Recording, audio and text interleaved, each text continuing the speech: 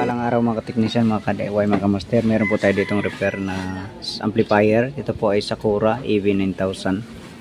So ang problema po nito ay ang kanyang main amp, isang channel. So nabuksan ko na dahil ito ay tinesting ang ginamit ng may-ari. Ito ay pumutok daw. So ito nga yung pumutok. Bale mga diode po ito na naka parallel, yung bridge type ng mga diode.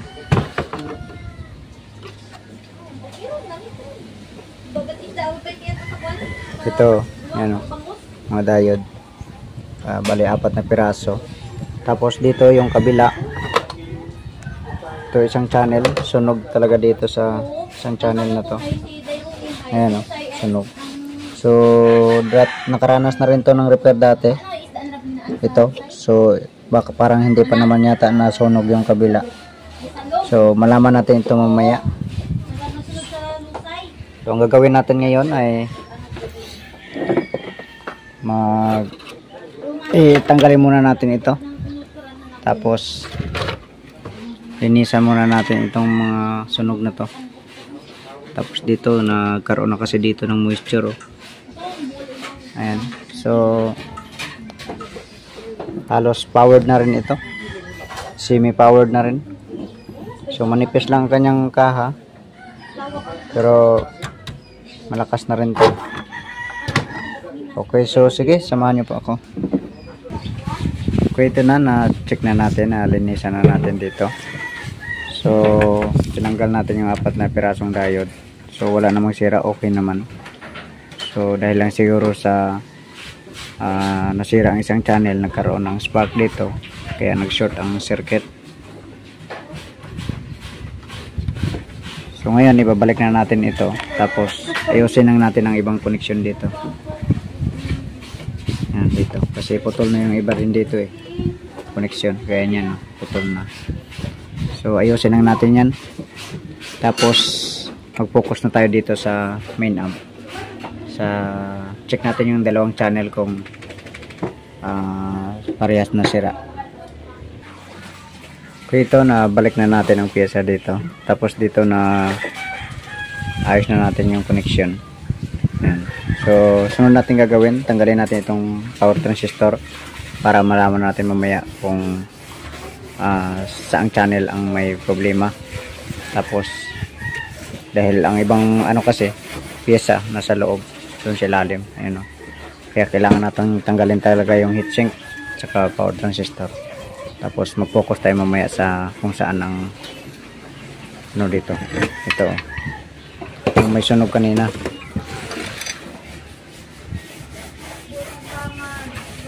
Ayan, may sunog dito. So dito parang dati pa kasi ito tapos naayos naman. So parang hindi naman sunog. So malaman natin mamaya pag matanggal natin ang power transistor. So ito, natanggal na natin yung power transistor at na-check na rin natin yung mga sira nito. So dito puro PNP to dito. Tapos dito puro NPN. So itong isa na to ang grounded, shorted siya. Tapos dito rin sa kabila. Ayan. So kung i-trace natin dito sa dalawang channel na to, ang connection niya ng power mula driver papuntang power transistor ay ito po siya. Bale itong tatlo ang connection dito at saka tatlo rin dito. So tatlong pares po ito per channel. Yan, sa kabila naman ito tatlong pares din. So dito lang ang nakita natin grounded, itong dalawa na to. So dito walang grounded, so malamang ay okay to dito. Pero para masigurado natin, i-testing natin sa transformer, i-supply natin para check natin ang bias, kung ilan ang bias sa kabila at saka kung ilan ang required na bias. Okay, sige. Okay, ito i-check natin yung bias. So hindi ko pa nagalaw dito sa may sira na yun. Dito banda sa hindi ko pa nagalaw yan. sunog pa rin yan. So check natin kung ilan ang bias dito sa kabila na to. Kasaksak na po yan. Atin pong i-on.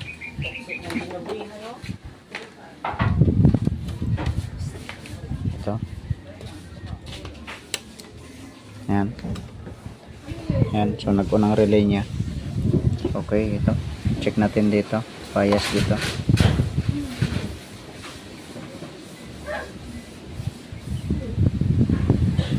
Taas. Taas yung voltahe. Ayan o, 43. May DC. Yan lang.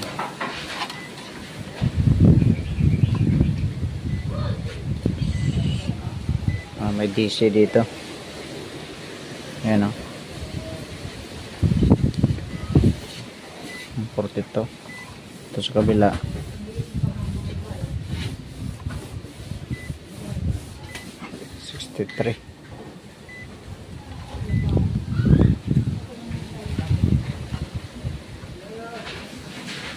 So dalawang channel ang may problema nito.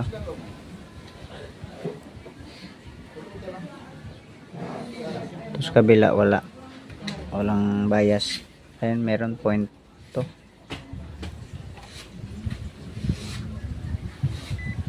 Pero yung isa wala.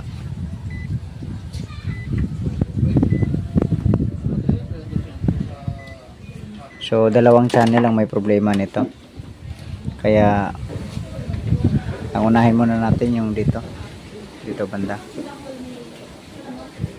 So ang gagawin natin dito ay i-overall na natin. Overall check up.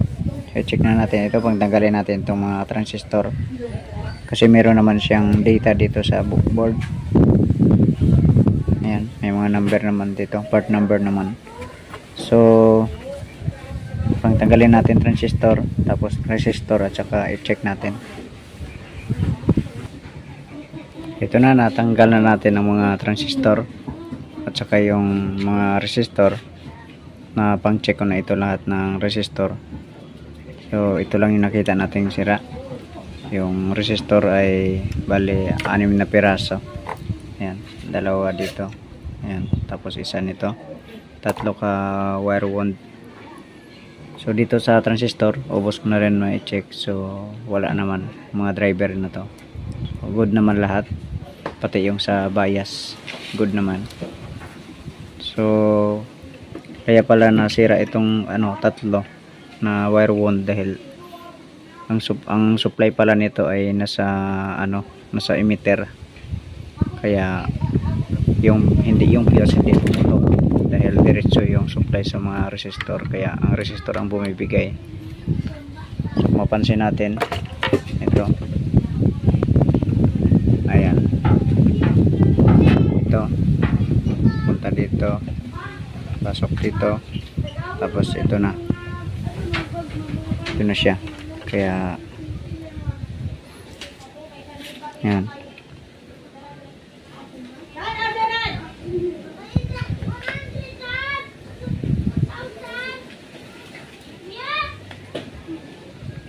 Ito, yan, punta dito, yan. So dito nasa naman collector ang supply.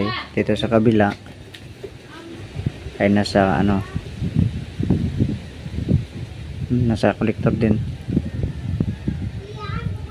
sa collector din pala. So parehas lang na nasa collector lahat ng supply. Ayan. So hindi naman siya hindi naman sa emitter, sa base, sa emitter, hindi naman sa emitter, kundi sa collector lahat ang supply. Okay, ibalik natin ito, tapos pangpalitan natin itong 6 na piraso na resistor. Okay, ito na pangpalitan na natin. So itong resistor dito ay parehas lang sila na 47 ohms, at saka dito ay 330 ohms, 1 watts, pero wala tayong nahanap. Mahirap kasi hanapin yan, yan. So nagparallel na lang tayo ng 600 20. So at least more than 300 ohms pa rin siya. Kaya ito, napalitan na rin natin yung tatlong wire wound na resistor. So ito na sila. Yan. So ngayon, ang bias pala nito, nung sinukat natin kanina bago natin i-repair ito, ang bias dito sa kabila ay nasa 40 to. So abnormal pala to kapag walang output.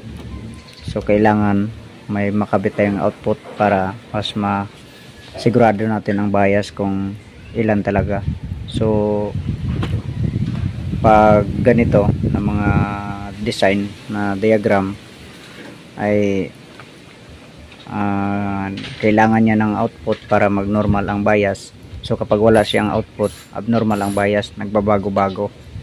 Kaya kabitan muna natin ng tagi-isang pares lang. Dito sa kabila isang pares, tapos dito rin sa kabila isang pares lang, para kung in case man ay hindi tayo damihan ng sira. Okay, sige, kabitan muna natin. Okay, ayan. So isa lang dito sa kabila, tapos isa rin dito, tapos dun din sa kabila ang tagi-isa. So nakaangat muna yan yung tapos tinanggal natin yung sira kanina.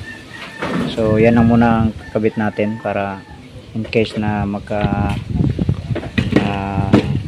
problema man ay hindi madamihan tayo ng sira ng power transistor. Okay, sige, kabit natin. Testing natin ang bias nito.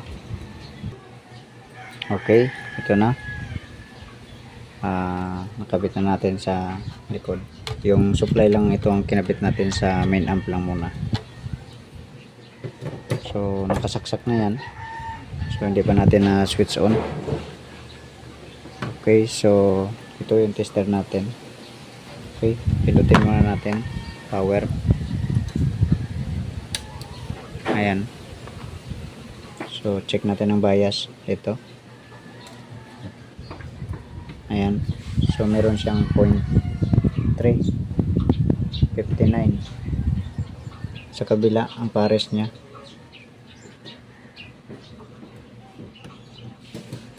Ayan, 0.3 86. So dito sa kabilang channel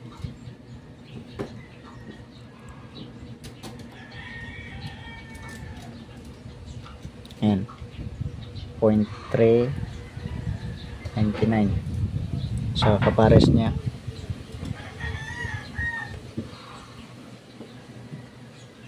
Ayan, 0.4.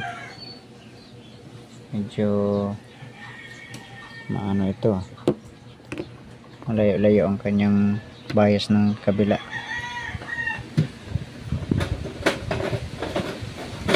So siguro ay dahil sa kinabit dito natin kanina na resistor na medyo mababa ang ohms.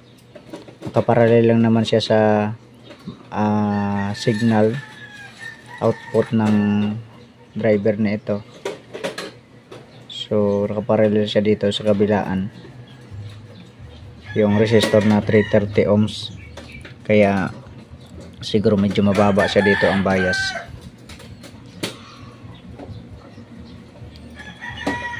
So pwede na to. Kung mapansin kasi natin dito sa na to, ayan 0.366 sa kapares niya 0.385. So medyo din, pero dito medyo malayo ko sa kabilang channel. Yan 0.402 sa kapares niya 0.416. So halos magkaparehas lang. So medyo mataas lang siya dito kasi dahil sa na yun, dahil siguro sa resistor na yun na medyo nabago ko yung pinabaan ko konti dahil nagparallel tayo.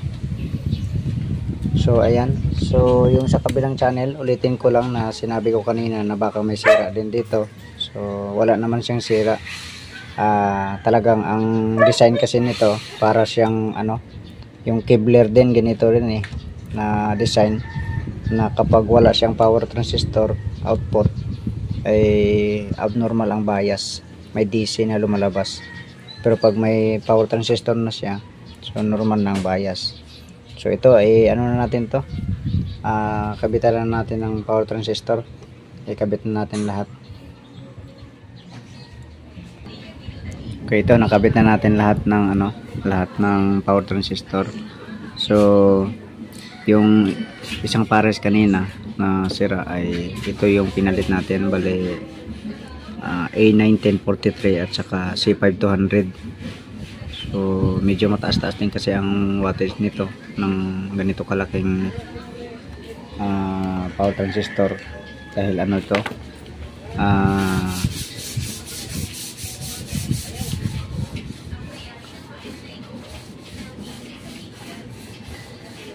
hindi masyadong makita.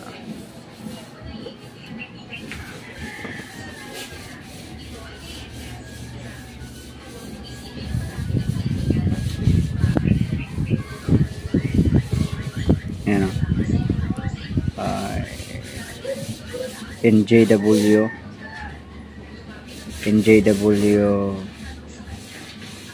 0302G. Tapos yung isa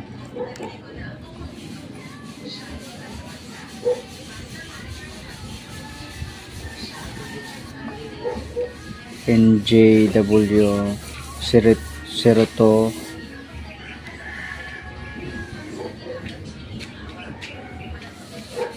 0281G.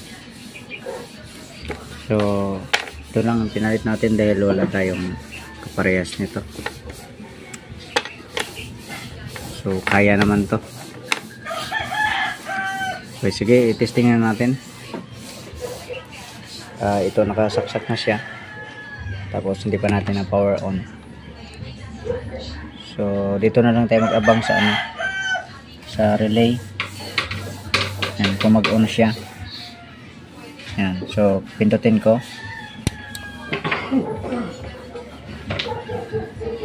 Ayun, so nag-on na siya. Ito. So i-off ko ulit. Yan. I-focus natin. Okay, i-on ko. Ayan, so nag-on na ang relay. Okay, check natin ang bias.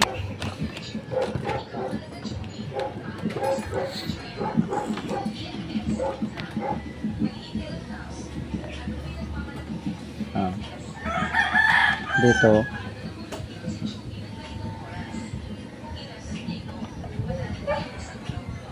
yan, 0.4.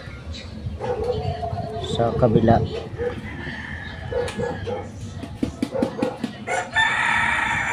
hirap.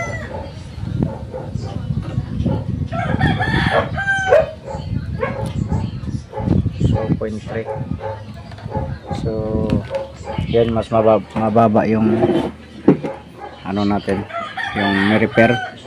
So yung dating ni-repair medyo mataas-taas. So okay lang yan. Mas maganda pa yung mababa na yan para hindi masyadong bumilis, mag-init. Okay, sige, testing na natin to. Ito na po, i-testing na natin. So kinabitan na natin ang signal dito. Tapos doon mayroong mixer, tawag nito, crossover. Tapos may cellphone na doon na naka-play. So pang base ng ano to, ng may-ari ay pang base niya ito, main amp. So ito po yung speaker niya. Ayan. So ano natin, power on na natin. Ayan.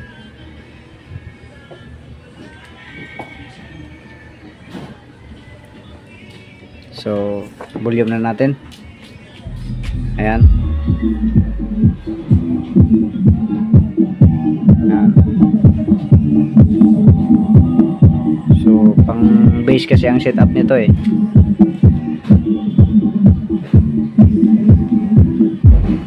Ayan.